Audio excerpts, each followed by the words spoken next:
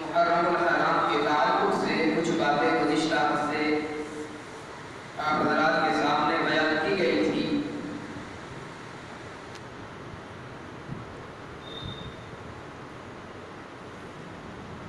جن میں سے ایک بات یہ تھی کہ نئے سال کی جو ابتدا ہے اسلامی اعتبار سے وہ محرم الحرام سے کیسے،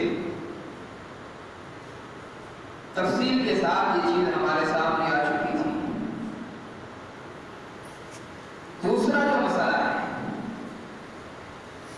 وہ ہے محرم الحرام کی فضیلت کا۔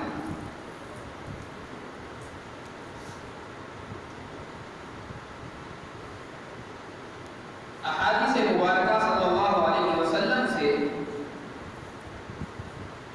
بہت سارے فضائل محرم الحرام کے مروی ہیں۔ نبی علیہ السلام نے مختلف احادیث مبارکہ کے اندر محرم الحرام کی فضیلت کو بیان کیا، اور پھر خاص طور پر 10 محرم الحرام جس کو یوم عاشورہ کہا جاتا ہے اس کی جو فضیلت ہے وہ بہت ساری روایات سے ثابت ہے۔ محرم الحرام کو اسلامی اعتبار سے ایک خاص فضیلت حاصل ہے اور بے شمار واقعات ہیں تاریخ اسلام کے جو محرم الحرام کے مہینے میں اور پھر محرم الحرام میں بھی 10 محرم الحرام کو یوم عاشورہ کے دن پیش آئے۔ اسی وجہ سے قرآن کریم میں نبی علیہ السلام کی زبانی جو مختلف واقعات بیان کیے گئے ہیں، حضرت آدم علیہ السلام سے لے کر حضرت عیسیٰ علیہ السلام تک مختلف انبیاء علیہ السلام کے واقعات بیان کیے گئے۔ تاریخی روایات سے یہ بات ملتی ہے کہ ان میں سے بہت سارے واقعات انبیاء علیہ السلام کے وہ پیش آئے ہیں جو عاشورہ کے دن پیش آئے۔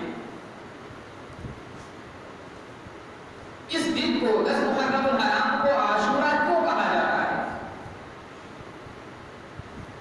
ایک بات تو یہ کہ عاشورہ کے معنی ہے 10واں، یہ عربی زبان کا لفظ ہے۔ عربی کی جو گنتی ہے ہم اگر اس کو شمار کریں 1 2 3 4 5 6 7 8 9 10 تو ان میں عاشورہ جو ہے یہ 10واں دن کہلاتا ہے۔ 1 1 2 2 3 4 4 5 5 6 6 7 7 8 10 9 اور 10 یہ 10 عاشورہ کے بعد آتے ہیں 10واں۔ تو چونکہ 10ویں تاریخ یہ محرم الحرام کی ہوتی ہے اس وجہ سے 10 محرم الحرام کو بولتے ہیں یوم عاشورہ، یعنی محرم کا 10واں۔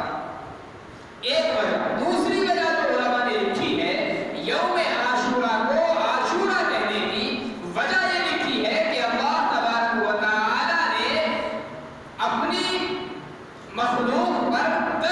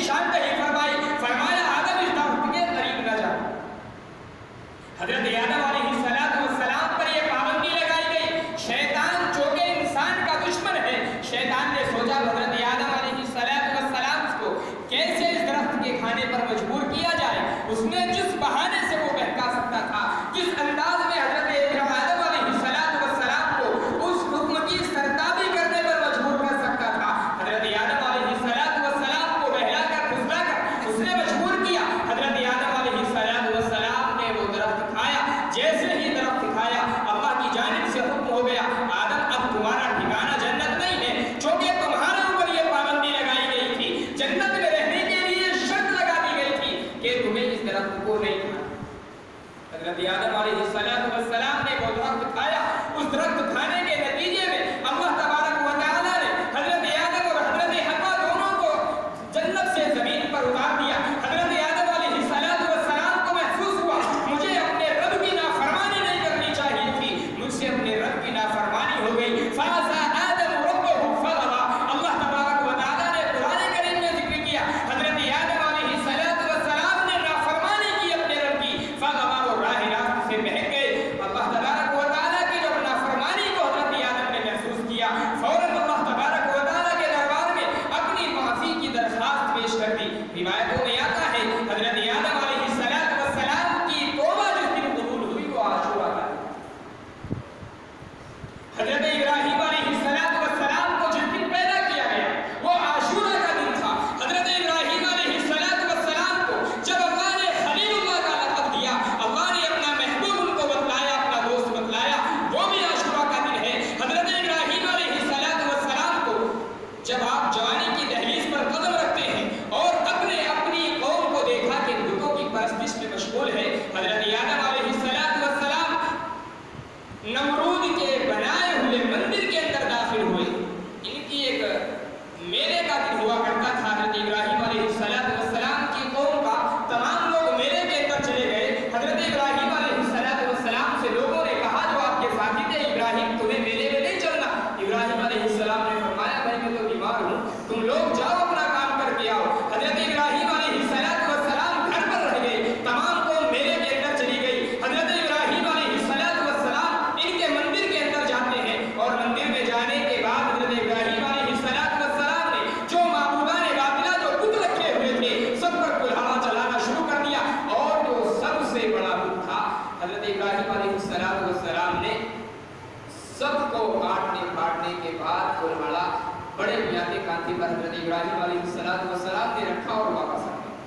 اب قوم جب میلے سے واپس آئی اور وہ اپنے مندروں کے اندر گئی، انہوں نے جا کر کے دیکھا کہ ہمارے معبود تو خود آج سر کے بل پڑے ہوئے ہیں۔ آپس میں مشورہ کیا کون ہو سکتا ہے جس نے ہمارے معبودوں کے ساتھ یہ معاملہ کیا۔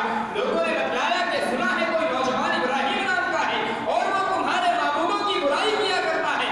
ظاہر سی بات ہے جو آدمی برائی کرے گا وہ برائی کا معاملہ بھی کر سکتا ہے، لہذا ہو نہ ہو ابراہیم کا کام۔